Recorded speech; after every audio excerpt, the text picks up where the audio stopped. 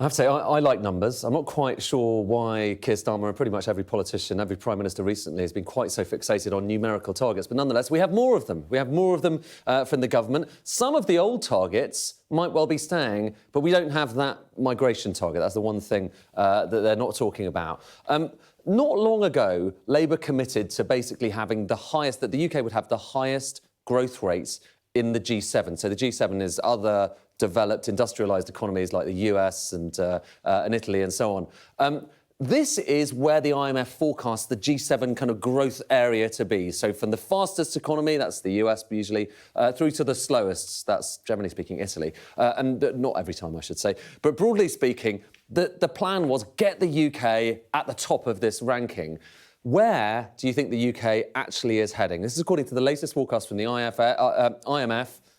Actually, it's bang in the middle of the table. In fact, there is no year, according to the IMF, this is looking out through most of this parliament, there is no year when the UK is going to be fastest. And that goes for overall GDP, which is just how much new money we're generating in this country in total, or indeed if you divide it by head of the population, so GDP per capita, the UK is actually slightly kind of in the bottom of that ranking there, or at least towards the bottom. Not the worst, but nonetheless, certainly not the fastest. And so enormous question marks here, because this is looking out over this parliament as to whether this can ever be met. A lot of people thought Keir Starmer would get rid of that altogether. Apparently, it's still a long-term goal, but whether or not they're sticking with it or not, we'll have to wait and see. It's been replaced to some extent with something else. Now, this is a measure of living standards, pound in your pocket. Technical term is real household disposable income per head.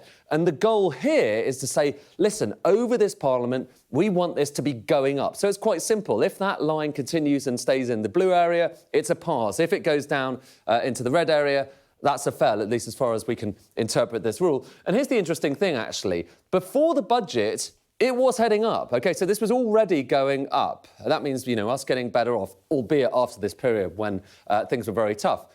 But have a look at this. After the budget, after all those extra taxes were imposed, look at what happened to this line. So this is post all of those measures. It is still going up, OK, so it's still a pass, but it's not going up quite as fast or as high as it previously was. So there's, you know, still interesting stuff going on there. That wasn't the only thing. Of course, perhaps the most ambitious of all these targets comes back to the NHS, and it's specifically about getting operations done within 18 weeks, OK? At the moment, that used to be about over 90% of those operations happen within 18 weeks, specifically for routine elective operations. That went down during COVID. It's never really recovered. And the plan is to get that up to 92%. So that line needs to go up if it's going to meet that.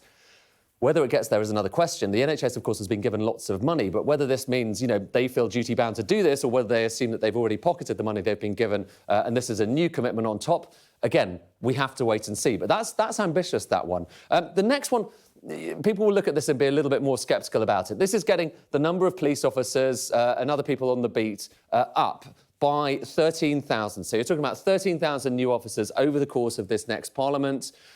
That seems pretty achievable, especially when you consider that this trajectory, so this period, the last few years, even taking into account that fall, if you just carry on that trajectory, actually, it's a little bit higher. It's a bit higher. So the Prime Minister talking about how he wouldn't just choose targets that we would all automatically get to, like Rishi Sunak's inflation target. Well, that's kind of along those lines, it's got to be said. Final thing, though, and this is ambitious. This really is ambitious, because as you can see, this target of getting 1.5 million homes over the next parliament, specifically for England, but, you know, the assumption goes for elsewhere in the UK, 300,000 a year. We have never been near that, not recently, not for a long time. Although the bar is higher than you might have thought recently, there is a long way to go. So a lot of people raising questions about that. Some of these targets, certainly ambitious, some of them less ambitious, but at least we have more metrics. Like I say, if you like metrics, we've got more of them.